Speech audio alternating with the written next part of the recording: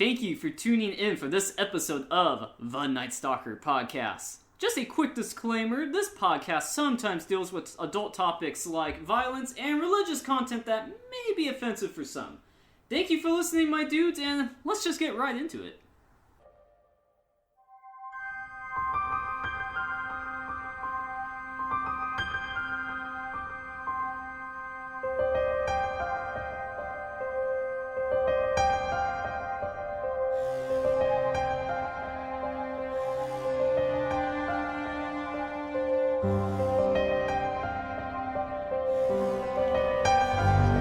Good evening, and welcome to the Nightstalker Podcast. I am your host, the Nightstalker. And I am the professor. And Smokey's back with us today. Hey, Smokey! Making this a regular thing. Smokey! Oh man. Yeah, so how's everyone doing tonight? Doing pretty good. Doing pretty well? Yep. Nice. So, what's our item of today, Professor? Today we are going to be talking about cursed items. Cursed items. So, Voodoo dolls and all that. yeah, some real black magic type of stuff we're talking. So, tell me, Professor, what is a cursed item? Well, a cursed item is usually an object that leads to people, persons, or even places to be attributed to bad effects or bad situations or bad consequences, like death, disease, stuff like that. Juju. Bad juju, yeah. Yep. You know, I think one of the most famous cursed items out there right now, because everyone's seen the movies, is the Annabelle doll. Oof. Yeah, I mean, like, and you know, funny enough, in the movies, it's a porcelain doll. It's actually a Raggedy Ann doll in real life. Honestly, I think the Raggedy Ann doll is creepier than the China doll. Oh, so it's based on a real item? Yeah, you didn't know? I So, did not know that. okay, so you've seen The Conjuring, right? You know the Warrens, the paranormal investigators. So, they're real people. Okay, so it's based on a real couple. And they have an occult museum back east. And they actually have the Annabelle doll. She's locked. On display for real. She's locked behind the counter in a glass cabinet. With and it says on it, "Absolutely do not open" or something like that. Oh shit. Okay. And people say, people who have worked there say, let's say you're leaving and Annabelle's facing one direction. If you come back the next day, she'll be moved in her case. Like, you know, she might be now moved like this or moved like that. So she moves in her case. And they for sure don't open her. No, they don't. The Warrens, once they put her in there, she's been in there. Okay. Yeah, there's no taking her out. That's crazy. Yeah. I mean, like, the whole story, I mean, like, I don't know if the movies were accurate or, you know, it's Hollywood, so they probably exaggerated a lot of it, but, like, when she was first given to someone, I think in the 70s, they would find on her dress little pellets of fresh blood that weren't there the day before and stuff. Oh, shit. And I think at one point, I don't know if she wrote it in blood or something, but, like, on the wall near her, it said, "Help us." And then, you know, she was sitting right there. This is real accounts, not just the movies. I think the creepiest thing was, I think the daughter who had it said at one point when she looked out, like, you know, off her bed, Annabelle was standing straight up with no support. Like, you know, like on the floor. Like, just standing, like, straight up. No support. Yeah, so that's probably the most famous of cursed items I out think there. the parents found their daughter that had the Raggedy Ann doll. Like, she was in her room holding the doll, but there were like claw marks on her body. You're right. Yeah, that's right. On the little girl that first had the doll? I'm surprised they actually called someone to get the doll. I don't know if they tried throwing it away and it came back, but I would have been like, we're burning that tonight. Oh, yeah. You know? I'm surprised they didn't Throwing do it off a bridge, all that. Yeah, putting it in a cement block, going off the bridge. You ain't coming back here ever. Speaking of the most famous cursed doll, I think the most famous cursed piece of jewelry would have to be the Hope Diamond. Really? Yeah, so it was a diamond that was that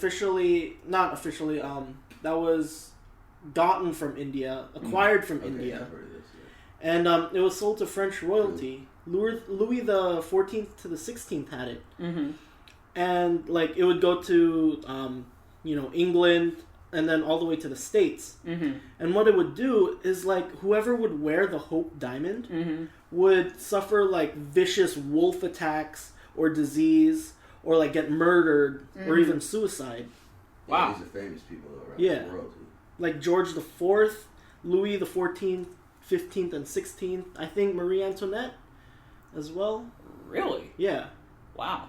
Where is the Hope Diamond currently? It's in the Natural History Museum in the U.S. I think it's in New York. Yeah. Yeah. The Museum of It's Natural in History. New York. And it's locked in like this thick glass case. And it's not going to be let out. Mm.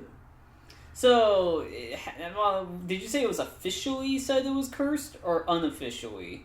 It didn't say, but there's been a lot of famous people, Who rich, worn it, affluent died. people who worn it and suffered like Mm-hmm. unbelievable bad luck. Really? Mm-hmm. So I would say it's officially cursed. Hmm. I mean, it's part of those that those supernatural culture sayings, like people who believe in cursed items and all that. They say that the Hope Diamond is like cursed. Hmm. Every carat of it. Alright. Carrot. Well, I know what we're not taking from the Museum of Natural History. Not that we take anything. Not that we take anything. Maybe the Declaration of Independence, but that's another story. Is that in? No, I think that's in D.C. That's in. That's got to be What in was it? D.C. I would think that was in Yeah. D.C. Yeah, right? Or in the what's it called? That one hall that they signed it in. Independence? Pennsylvania, somewhere. I didn't think they took it out of Pennsylvania. Liberty Hall. Liberty Hall. I didn't think it was there. If I had moved to D.C., I mean, probably. probably did. I found out that there's a cursed phone number. Now, I don't mean call it and it's cursed. I mean the people who had it was cursed, and it's no longer in commission. It was 359-888-888-888. So that was apparently a cursed number because people who had the number, like, died like horrible deaths. Like soon after getting the number, apparently. Okay. So I almost thought it was a ruse at first, and then I looked in and I was like, oh, I guess this is legit. So for some reason that phone number was just cursed. Yeah, I don't think the phone companies give out that number anymore. No, they don't. It is officially banned. So interesting stuff there. Another thing I saw was the Terracotta Army is apparently, like, where they are is cursed. From China, right? Yeah, like, you can't go into, like, the ruins of where they are or take anything because just bad stuff will happen. What exactly is the Terracotta Army? Wasn't it, like, one of the Emperor's armies of, like, some dynasty? A bunch of soldiers that they made. Yeah, like a bunch of soldiers. Are they on display outside of China? Can you go see them?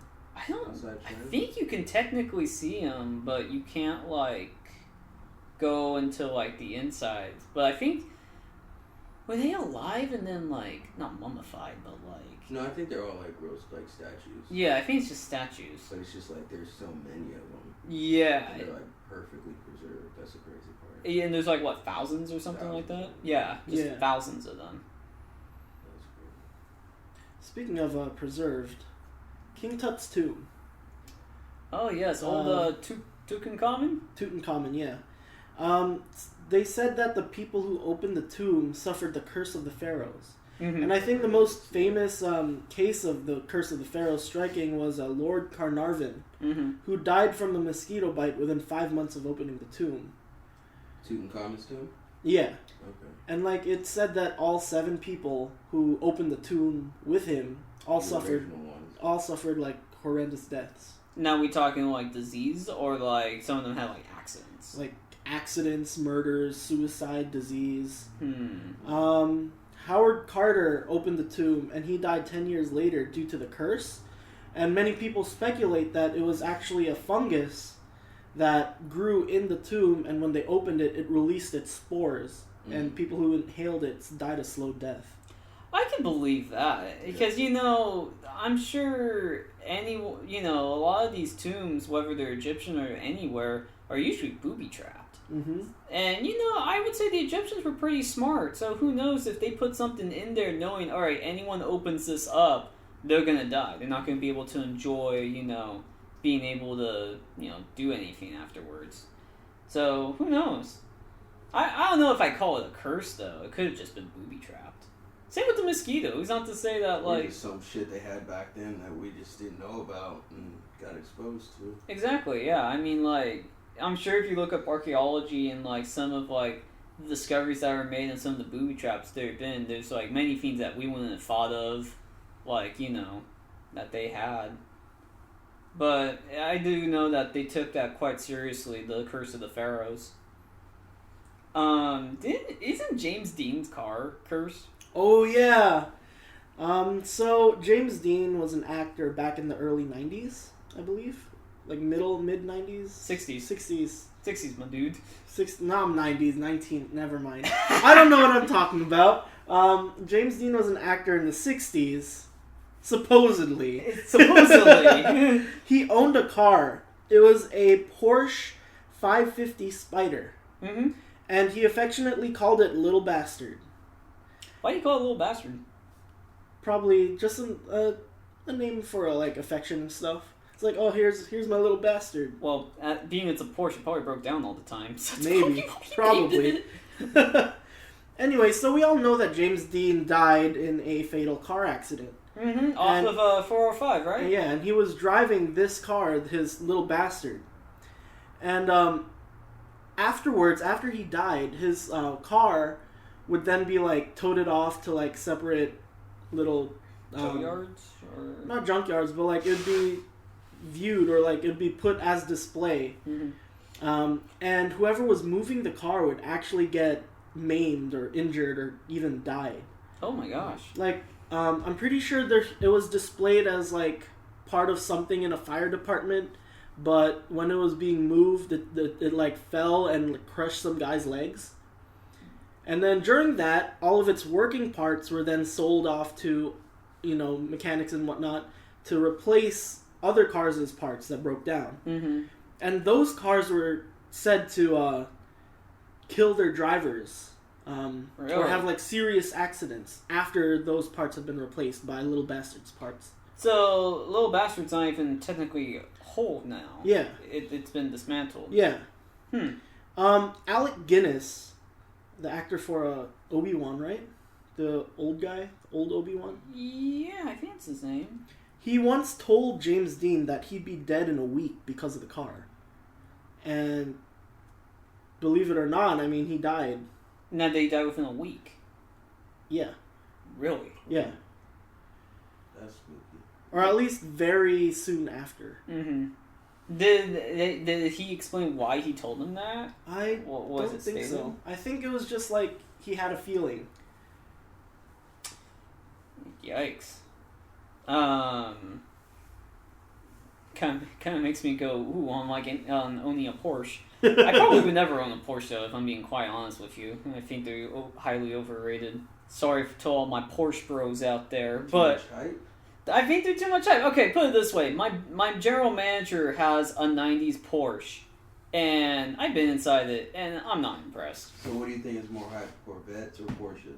What's worth it? Yeah, worth it. For the hype. I would say Vets. Well, I mean, like, what year or decade are we talking about? Like, if I had to go with brand new, I'd say the Corvettes. Well, actually, I'm biased. I'd say Corvette on, like, every, like... There maybe would be... Maybe the 70s or 80s, I would maybe take a Boxer Porsche over, like, an 80s Vet.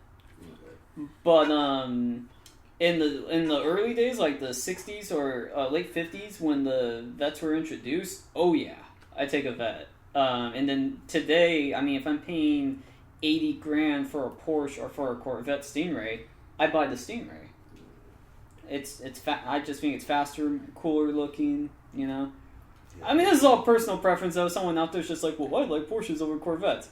You do you, man. I'm just giving my opinion. Where are Porsches made? Italy. Italy? Okay, yeah. I knew they weren't German, so okay. But Yeah. I knew they were foreign. No, Porsche's Italy. Same with Ferrari. Okay. Lamborghini.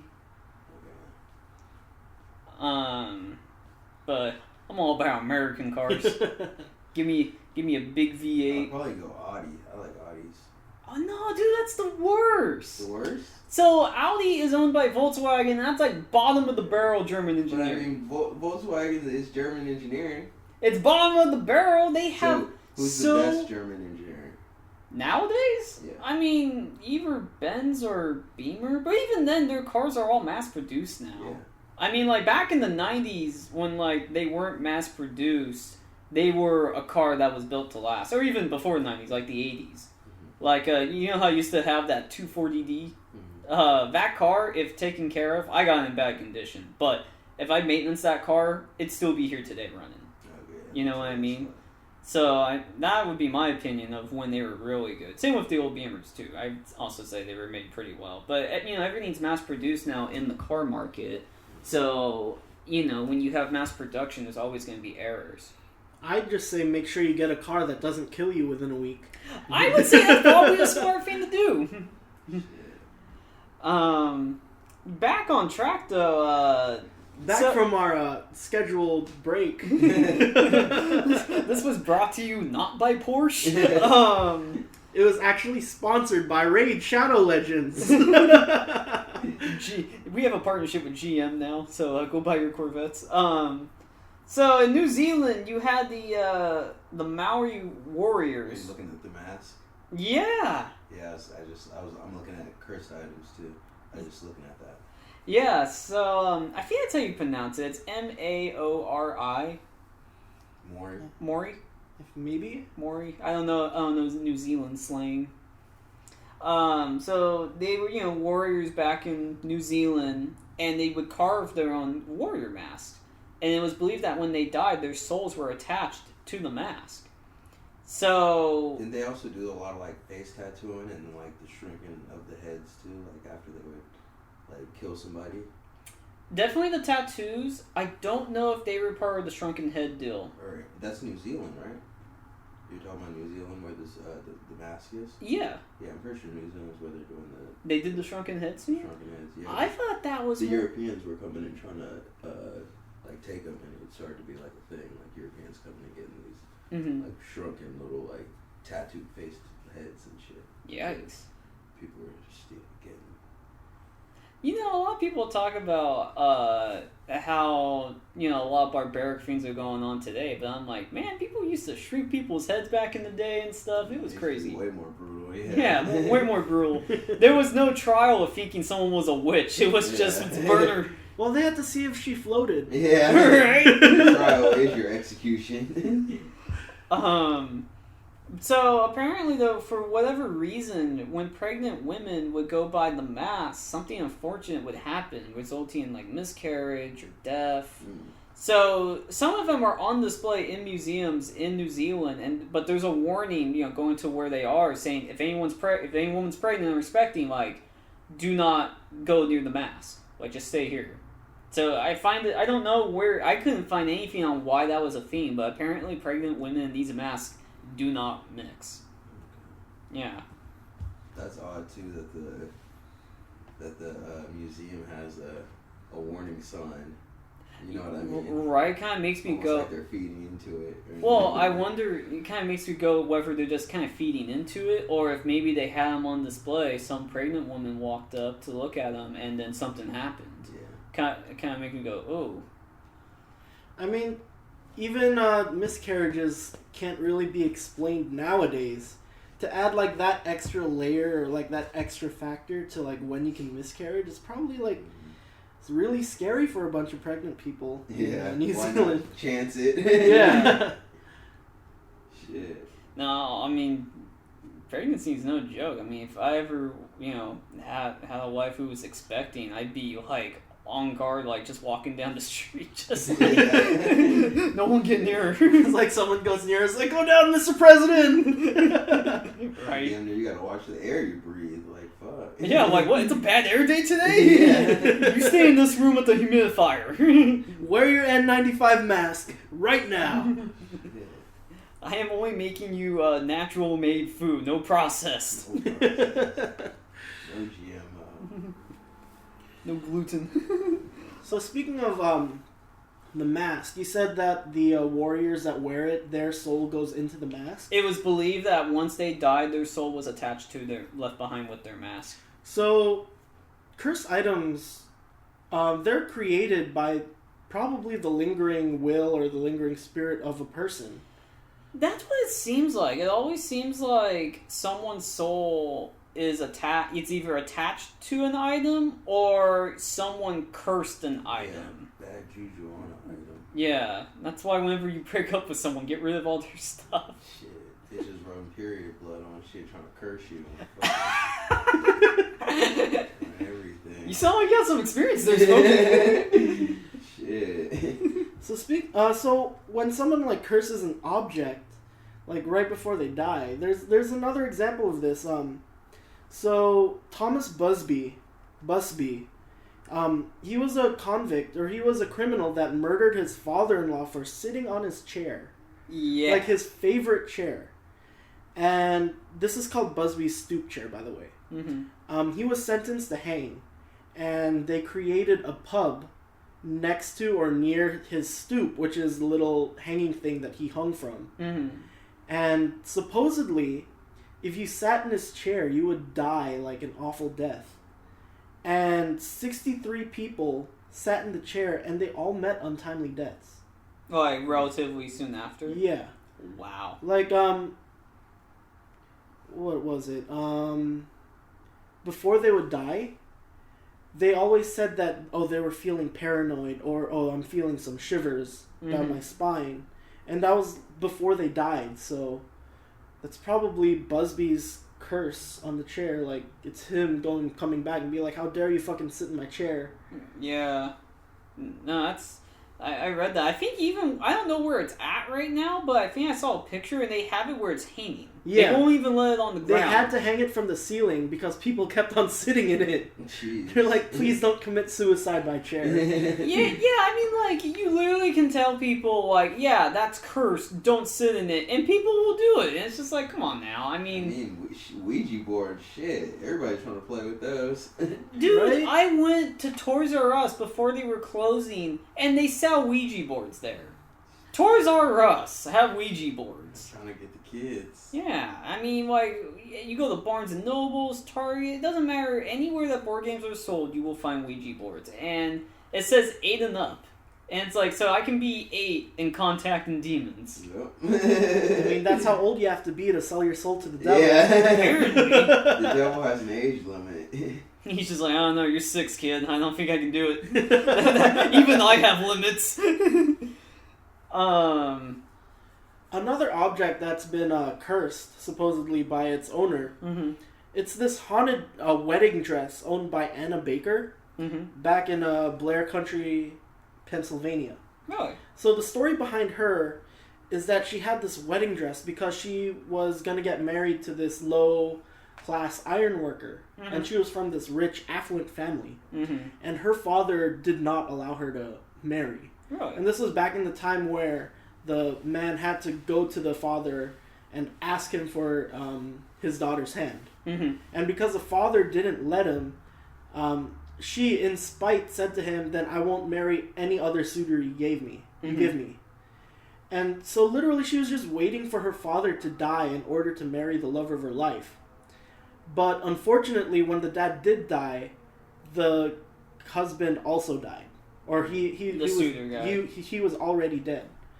And because of like her holding into her spite, all of her hate, like not being able to go with the one she loved, she never married after that. And when she died, it said that she haunts her wedding dress because that's the one thing she could never like wear in actuality. Yeah.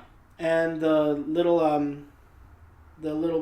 place, the little house, the mansion that has that wedding dress, the people that visit there say that you can hear like shaking and like thumping in the night of a full moon, and it's always coming from the room with the dress in it. Really? Yeah. What else? Yeah, it's said to shake at the night of the full moon. That's... Yikes. I wonder why only on a full moon. They say that the moon has there's a connection between spirits and the moon. Pulling spirits and just pulling on that water. Oh yeah. Yikes. You know, one of the most interesting things I found, and it seems like lately, because they made a movie about it, of course, the possession. So it's called a debug box or a Dibbit box. And what it is, it's a wine box that houses a spirit. And it's relentless and will haunt and maybe even possess the living. And usually it's a box, like I said, it's like a wine box, and people put stuff in them, and then you seal it with wax and keeps the spirit in there. And then, when you open it up, the spirit gets let out. And like I said, the movie The Possession kind of made it popular. But the thing that... And the term, actually, before I get what I found interesting, the term came from a guy named Kevin Mannis. In 2001, he bought one from an estate sale. And the family he bought it from, the grandmother was like a Holocaust survivor, and she bought it in Spain when she was fleeing. And her family was like, yeah, we don't want this, because like a lot of just weird things happen around it. So he bought it, opened it up, he found a lock of braided blonde hair, a lock of braided brown hair, 2 pennies from like 1920, and I think he found something else. Wasn't that big though. And he said, yeah, like a lot of like weird things went on after he opened it, and he kind of coined that phrase. So a Dybbuk is a malicious Jewish spirit. Yeah. And it correlates because it came from a Holocaust survivor. Yeah, well, another thing too is, a lot of people have kind of dubbed it demon in a box. Mm-hmm. Because of what it does. But what I couldn't understand, what I was finding interesting is someone told me that on YouTube you got people filming themselves opening these boxes. Oh yeah, what's with that? That's and I'm like, why would you do that? Inviting the spirits. Well, we thought, because I was like, where do you buy one? And they were like, oh, probably off the black market or something. And I was like, okay, I can understand that. They're not. They're on eBay for like $50, and the sellers are like, "Yeah, I practice like dark magic and stuff, and it's authentic." I practice dark magic, and I'm just kind of like, okay, who for $50 is just like, let's get possessed. Yeah, I don't understand people like why you would buy one and why you would open it of all things. There was a YouTuber I watched, and he had one, and he had that tool senses electromagnetic energy. Yeah, an ECG. Yeah, not an ECG. That's for. That's like I'm about to say that's something else. EMF detector. Something like that. Electromagnetic field detector. Mm-hmm. Some real Ghostbuster stuff. So he had one, and he kept it up to the box, and when it got to the box, it would glow up and start like beeping. And then he pulled away, put it on himself, kind of show that, it was just the box doing it. So when he finally opened it, he had it to the box, took a knife, put it at where the candle seal was, opened it, and the light went silent. And he grabbed it before he opened it still, and he kept putting it up to it, and it's like, it's not going no more. And then he opened it up. I think there was a crystal in it, but then, his posters on his wall started moving, and an award theme fell down. Now I know this stuff's kind of easy to fake. I'm not trying to say it's legit, especially when it's got millions of views on YouTube. You know what I mean? So it could be easily faked, but at the same time, I'm just kind of like, why even open it? Now, for a finder's fee of $50, if someone tries to give one to you and you need it to be, tossed in concrete and thrown to the bottom of the ocean, Nightstalker will relocate that box for you. I'm not going to open it, but I will dip it in concrete and give it the old sleeping with the fishes treatment. Yeah. But it also kind of got me thinking, maybe I'm just stretching, but you could find something like that on eBay, right? Mm-hmm. What if you really went on the dark web? I mean, we know people have access to it and they get drugs, or what crazy shit can you Yeah, they can find weapons, exotic animals, and then of course there's a real when they go to the dark web. There's some really bad stuff on there. But my thing is, I wonder if there's like an occult type of like shop.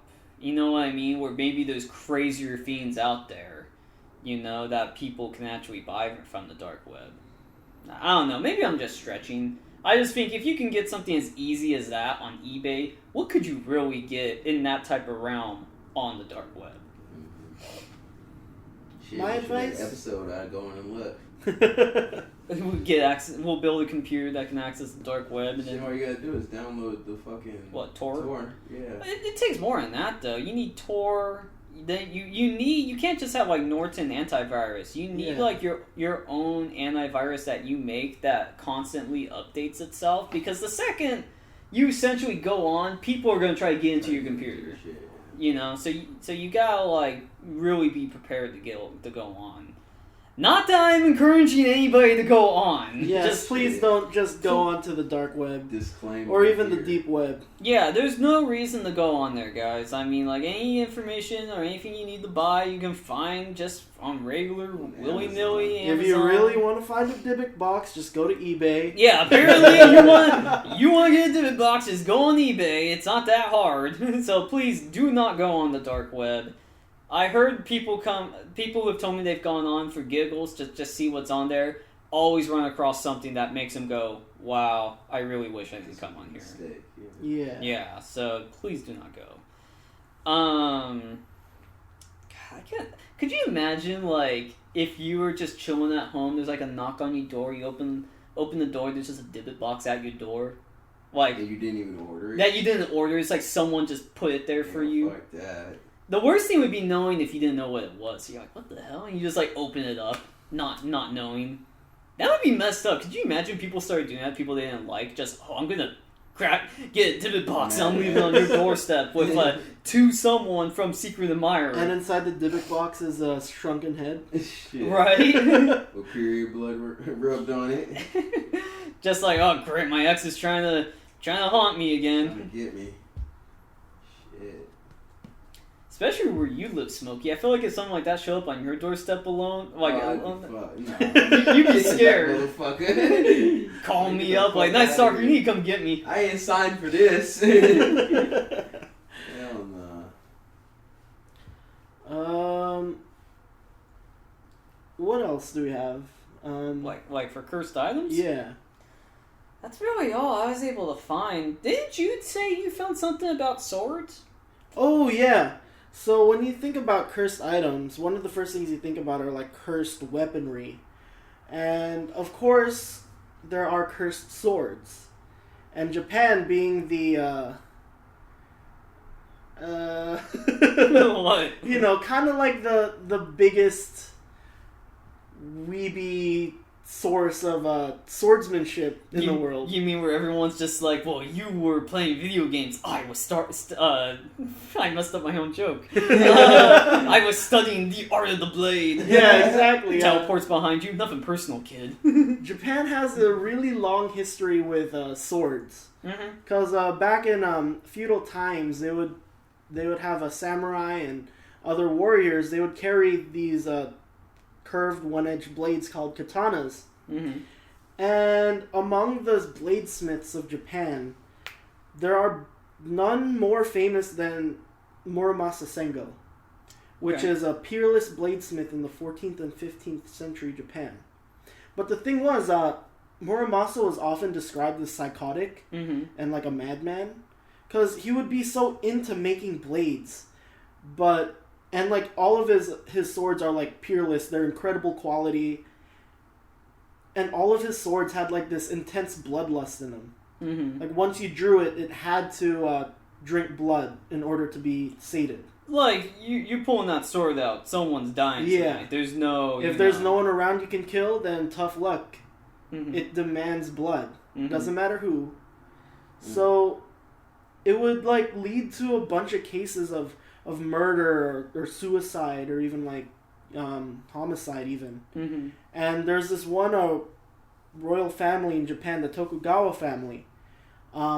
some of their guards had Muramasa swords, and for some reason it would always end up with the Tokugawa, like members of the Tokugawa family, being killed by those swords. Right. And it came to the point where I think his name was Ieyasu Tokugawa. He declared that all Muramasa swords are banned in his territory. Really? Yeah. And yeah, there's also another Japanese swordsmith named Goro Masamune, and he would literally be the opposite of Muramasa. Like, all of his swords were held this virtue where if the wielder didn't want to cut anything, it wouldn't cut. And if the wielders weren't like up to standard with the Masamune blade, then it wouldn't work for them. So yeah, Japan has these legends and tales of these weapons, these like legendary weapons with like supernatural powers to them. Now, are any of those swords the ones by the guy who was crazy? Like, are any of them like in museums or anything like that? Like, how do you know you stumbled upon one of his swords? Usually, swordsmiths leave a mark. Usually in the suba or in the tang of the blade. Yeah. But unfortunately, after World War II, when Japan surrendered, they were ordered to give the government all of their small arms, which included family swords or personal swords. So unfortunately, we don't have a record of who might have a Muramasa blade. But yeah, usually there'd be like an identifying mark on the blade itself, or in the guard, or in the hilt. Yeah. So you mean you could just be chilling, like maybe you go somewhere like a sword convention, antique store, maybe Little China down in San Francisco. They're just like, oh yeah, there's just this sword. You're like, yeah, I'll buy it. Next thing you know, you're opening up a sword, and now you're like, wow, I have this incredible I feel the need to kill. Yeah, that's kind of eerie in that sense. You could totally have a sword that's cursed, and you might not want to open it depending who you're around. And on the topic of legendary swords with supernatural powers, what about it's not necessarily cursed in this way, but the legend of King Arthur pulling the sword from the stone. Yeah, it's said that the sword Caliburn, whoever drew that sword will be the King of England, like in the past and future king, like the true king. And anyone who would try to pull the sword from the stone, would always fail because they're not worthy of becoming king. Right. Yeah, that's just, some little thing. Yeah, no, there's always stuff like that. And that kind of makes me think of Thor's hammer. You have to be worthy to wield the hammer, There's always stories about these weapons with sentience, like this kind of sentience to them. And it's always in like legends and folklore, and I really wish we'd know if they were 100% true or not. Because all we have are these stories, or these like word-of-mouth stories that has been passed down for centuries before reaching our ears. That's pretty much like a curse too. Like, yeah. Even if it's not a bad curse. Yeah, no, definitely. I wonder if there's any gun makers from the Old West that don't have guns around because it's like the guns were cursed. Most of them that were around back then, I mean, are around now. Smith & Wesson, Colt, so I kind of doubt it now. No, I just think that's crazy. You could totally buy a sword and it's cursed. That would be actually a good premise for a movie. I'm surprised Hollywood hasn't jumped on it yet. For real. There's probably a bunch of movies about that in Japan. the Asian like movie market. Probably. I wouldn't be surprised. So while we're still on the topic of items becoming cursed by their makers, I found these couple stories of paintings, cursed paintings. So one of them is called the Anguished Man painting. I've seen it. It's actually really creepy. Yeah, looking. and it's a painting of this ghoulish looking man just screaming. Like imagine the scream, Yeah. But instead it's like all red, and it's like he's feeling pain. Yeah, you can just tell he's like in agony.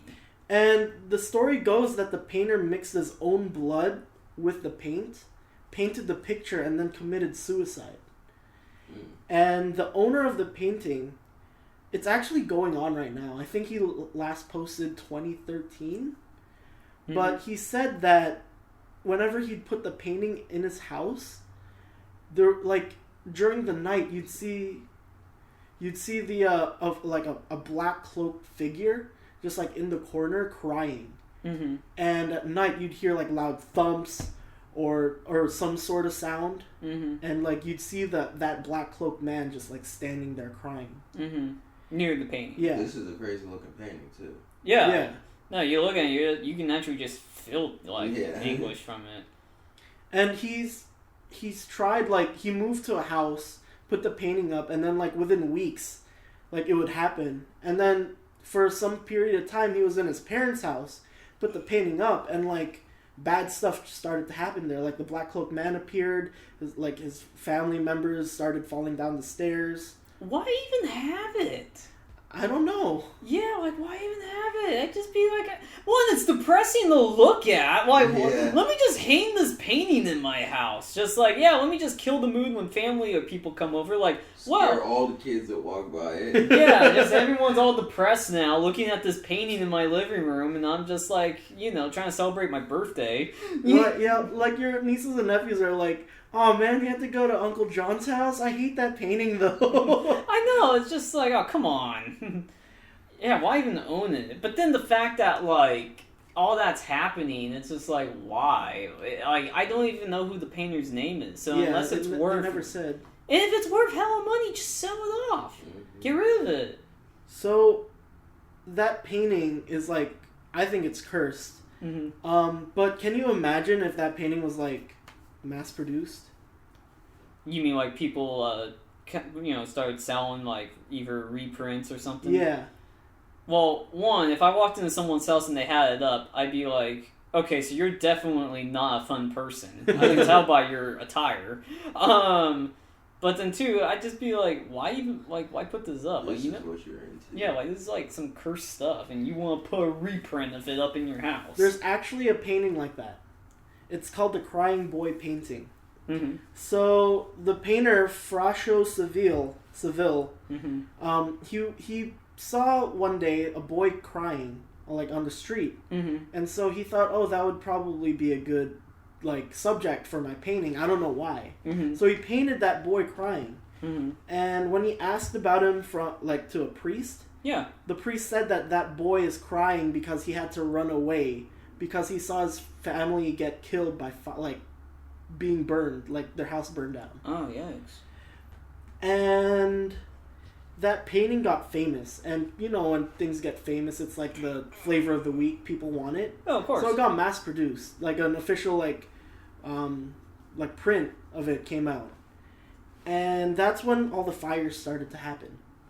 Like, after the painter finished the painting, his house burned down. And people who had the print...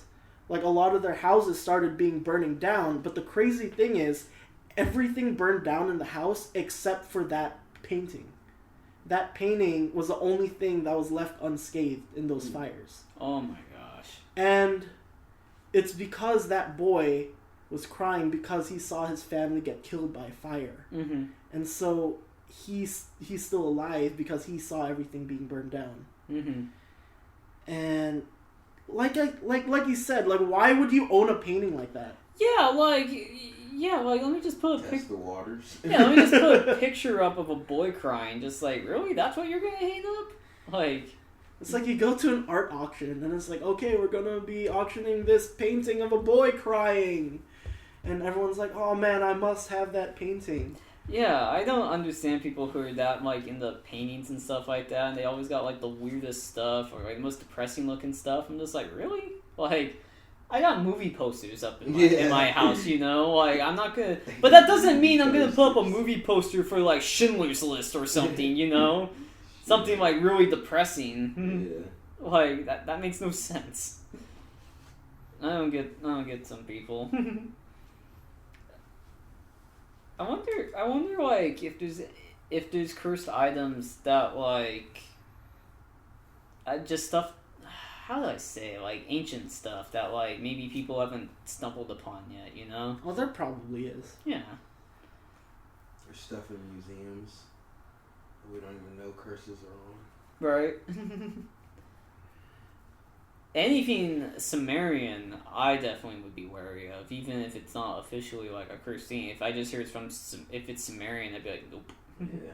Sumerian or a Babylonian. Yeah, the oldest recorded civilization on the world. Playing with some weird shit. Well, I mean, like, they always talk about, like, I think the premise of the original Exorcist was, you guys seen it, right? Yeah.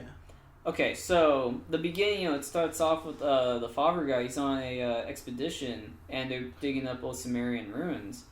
And there's actually a really good filmmaking shot in that movie, where he's staring at this this statue, and it could be of like Esther or something, but it's just a demonic looking statue. And there's the way the camera's angled. He's here and it's here. And it totally sets up the movie where it's good versus evil. Like, he's here and it's there, and you can tell, like, this is the conflict. It's between these two. Because by the end, he's trying to get rid of that demon out of the girl, and, it kind of came full circle. But no, if I ever, like, came across anything that was like, oh yeah, it's from, like, ancient Babylon or Sumerian, I'd be like, no thanks. I mean, if anyone was practicing occultic or like demonic stuff back in the day, it was them. Yeah. It also kind of reminds me of Hellraiser. I think the box was like Sumerian or something like that too.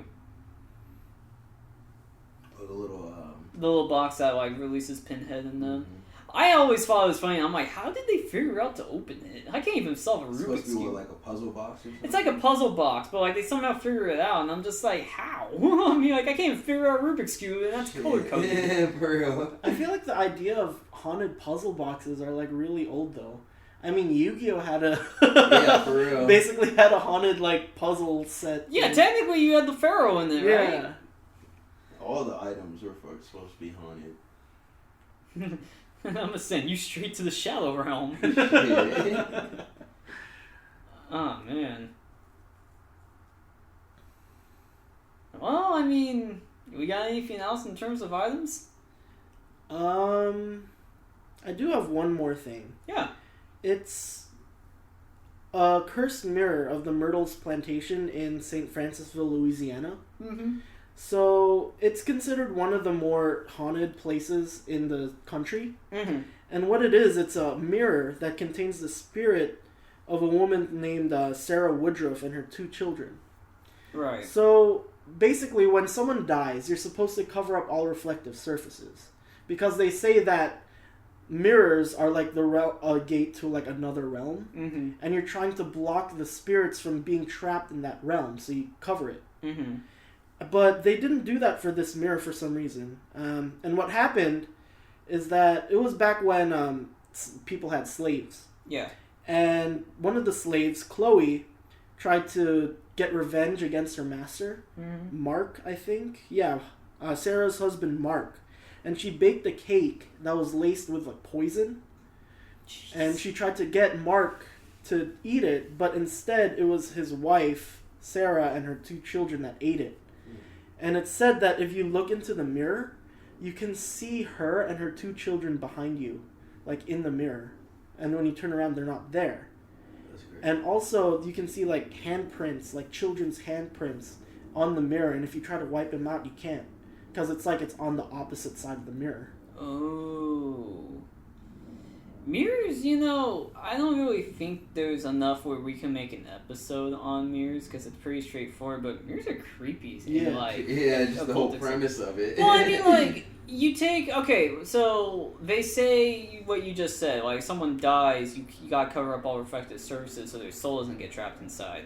But in dreams, like, you kind of know you're dreaming because whenever you look in the mirror in a dream, It don't make sense. You're always disfigured in some way. Now, nightmare would be really disfigured, but even in a normal dream I've had, I can't even see the reflection in mirrors. Yeah, the reflection's off, or like just something's not right. I've looked in the mirror and been like, "Where's my eyebrow?" And then of course I've had night terrors where I'm brushing my teeth, I look up and there's something more in the mirror. Those are the worst. I mean, vampires don't have reflections in the mirror. Yeah, apparently they don't have reflections in the mirror. And like all of those like little kiddie game things that involve mirrors, like Candyman. Oh yeah, like Bloody Mary, Biggie Smalls. I forgot about that. That's the scariest one of all. Yeah. No, mirrors have a weird type of... It's funny, too, because when you turn a mirror around, there's, like, nothing on the back, you know? Yeah. But then it's just that one side. There's a hallway in my house, and it's, like, a hallway with, like, a bathroom in it. Mm-hmm. And if you leave the door open, you can see, like, the mirror. Mm-hmm. I always turn on the light when I'm passing through that hallway. I'm like, turn on the light, walk through, turn off the light. Turn it off on the way. Yeah. It's like boop, boop, boop. And I always like look away from the mirror. I'm like walking by and I turn my head. Yeah, you know, I'm a very alert person, so whenever I walk by something, especially reflective, you know, if I see in my peripheral, I might look. So, like, I'd hate to walk by something and pretend to be like, what was that, you know? Mm-hmm. My sisters, no, not my sisters, who told me?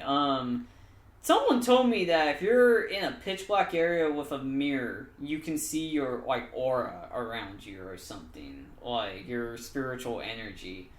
I never believed it, but, like, I wonder if people have seen that. Because that just makes me go, if you can see that, like, I've never been with, like, a mirror in, like, a pitch black setting, but what else can you see? That kind of freaks me out. Well, one, I would never be caught in a pitch black room with a mirror. Yeah. I mean, trying to make some light real fast. Mm-hmm. Fuck a mirror. Yeah. No, Mirrors definitely are creepy in, like, many aspects. That I think there was a movie called Mirrors. They had, like, these monsters or spirits that were killing people because of the mirrors. That's crazy. Something else I was gonna bring up. No, I think I mentioned it with mirrors. Well, anything else? How about you, Smokey? You got anything to add to this whole? I'm good. Nothing. No mirror talk. No cursed item talk. Shoot, I'm just trying to make sure I don't got no curses laid up on me. Shit. Somebody try to slide something my way. I literally, if I ever, like, opened my door and found one of them divot boxes, though, I'd be like, okay, who has it out for me? That, like, they would literally order one of these up and put it at my door, hoping that Nightstalker doesn't know what it is. You know what I mean? If I found a divot box in front of my house, Like, first thing I would do kick it. is, like, I'd call you up, be like, hey, Nightstalker, can I stay at your house for a bit? For real. Yeah, ugh. I do, my mind keeps going back to what else is out there. I mean, if you can find a divot box on eBay, I'm just saying, I know I went over this, but what else is out there that they have that has stuff tied to it, you know?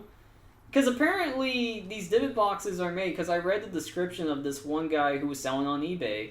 He was like, yeah, I had to do a ritual to get this thing in it, you know? Open at your own risk. Which makes me go, why even do it? I wonder if it's, you ever see those movies where, like, the whole premise is, like, you, like, watch somebody kill themselves online and then you somehow get cursed from watching, like, a video. Oh, yeah. Like Like, a I wonder snuff if film? there's, like, cursed media.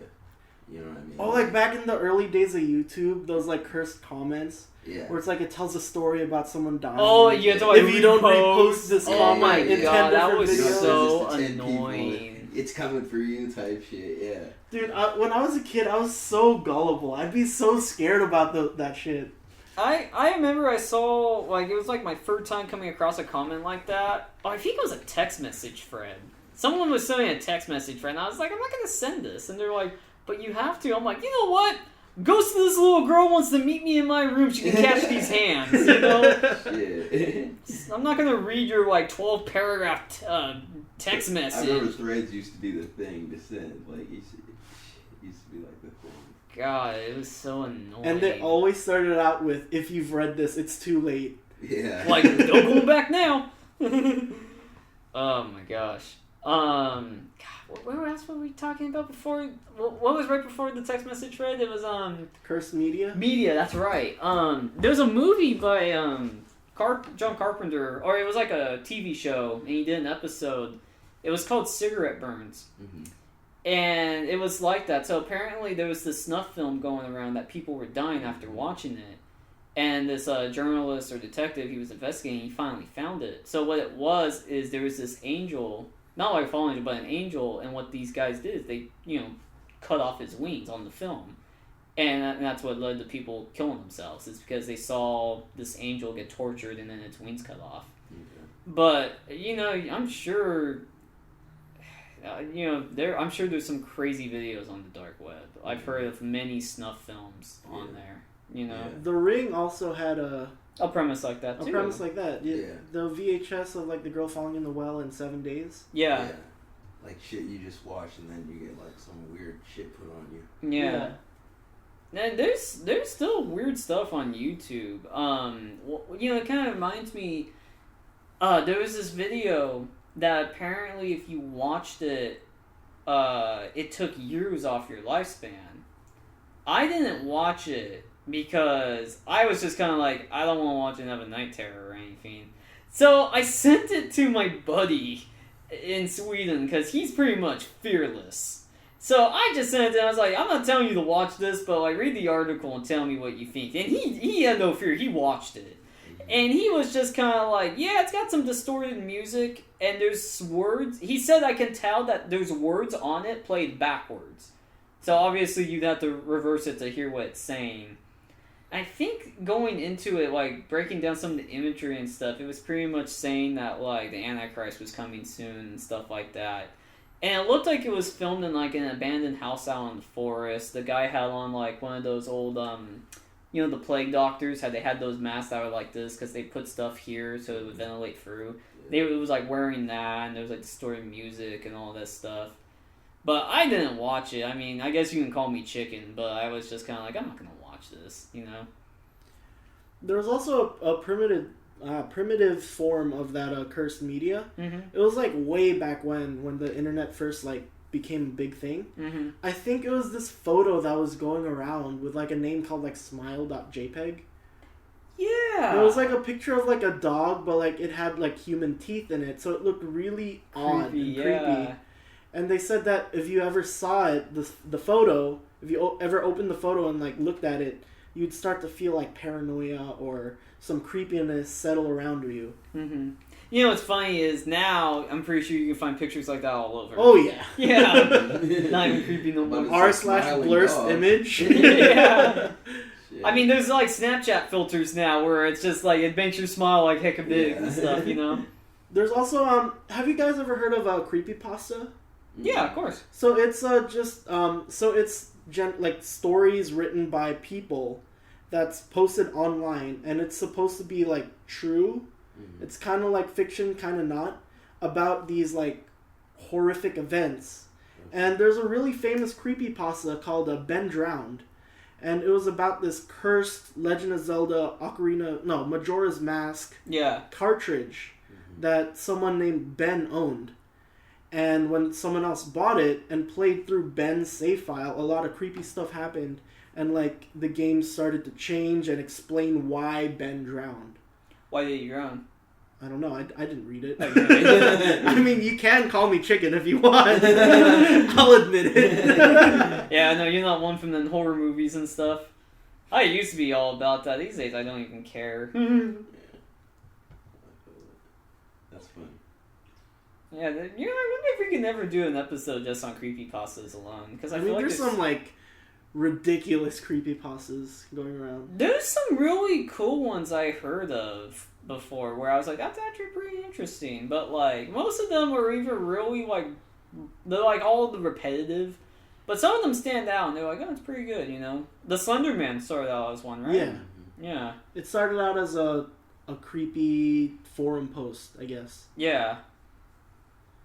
And then they made the web series Marble Hornets, which I remember back in the day, it was pretty hype when it came out. People were like, "Oh my gosh," Slenderman. I know. I feel like once they finally came out with the movie, it was like the hype had died down. Oh no, dude! When they released that movie, last year? Yeah. They were like 4 or 5 years too late. Yeah. There's another ongoing video series, kind of like Marble Hornets, called Everyman Hybrid, and it's a trip. There's this YouTube channel called Nightmind, and I really suggest it if you're into these horror movie things, because he like explains them, but in like a creepy voice, and it's like creepy, but it's kind of addictive to watch, Yeah. No, I feel that. You know, this just came into my mind. You guys heard of Donner's Pass, right? Nope. Mm-mm. Alright, so Donner's Pass, I think it's up here near Donner Lake. So Okay, it's like the little used to be KKK thing. I don't know actually if it was KKK. I just know that these people were coming out the mountains for this pass, and it got snowed in, so they couldn't go anywhere, and they started dying. So they were eating the dead to stay alive while they were waiting for help. Mm-hmm. So I've heard Donner's Pass is haunted though, in the sense of like you don't want to be there like at night and stuff because there's just weird stuff. Is that out in like Roseville? No, we're talking like bordering California and Nevada. I can't remember where it is if I'm being quite honest. It could even be in Colorado. I just know it's called Donner's Pass. Did they turn into Wendigos? Right? Maybe. That kind of makes me wonder about cursed locations now too. Now that we're talking about cursed items. Spook Flat. Spook Flat. If you don't know what Spook Flat is, watch our last episode. No, it'd be the other.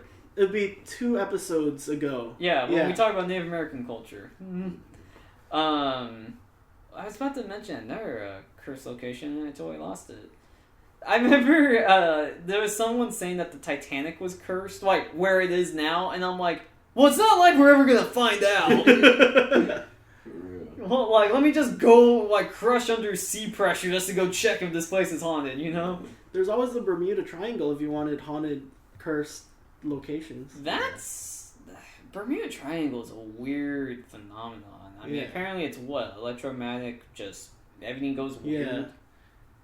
Plus, there's definitely something happening up there. Mm-hmm. Well, a lot of people a lot of the locals call it the Devil's Triangle. So who really knows what it is? Well, for sure it's not a triangle, because the area in which ships and planes are known to like crash is actually more of like a 4-sided shape, instead of a triangle, like a square, like a quadrilateral. Oh. Now, is it true though that they actually, like, let's say you're flying, that they actually say it's a restricted air zone, or is it just more like just fly at your own risk? I think it's more like fly at your own risk. Oh, okay.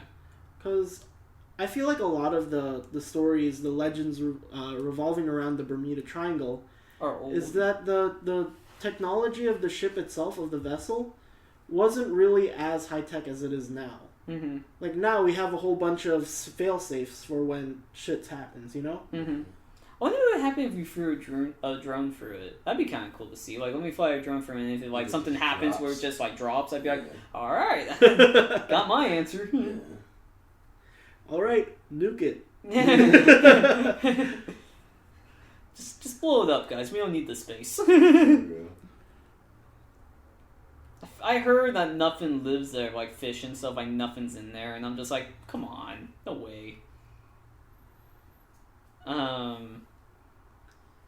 Man, that's really all I got. Yeah, me too. Well, guys, you can always hit us up on our social media, or Instagram, or Twitter, or email. Tell us your stories. We'll tell them here on the show. I mean, unfortunately, I don't have any personal ghost stories. No ghosts want to come catch these hands, so they stay away from me. Mm-hmm. How about you, Smokey? You got any ghost stories? I stay prayed up.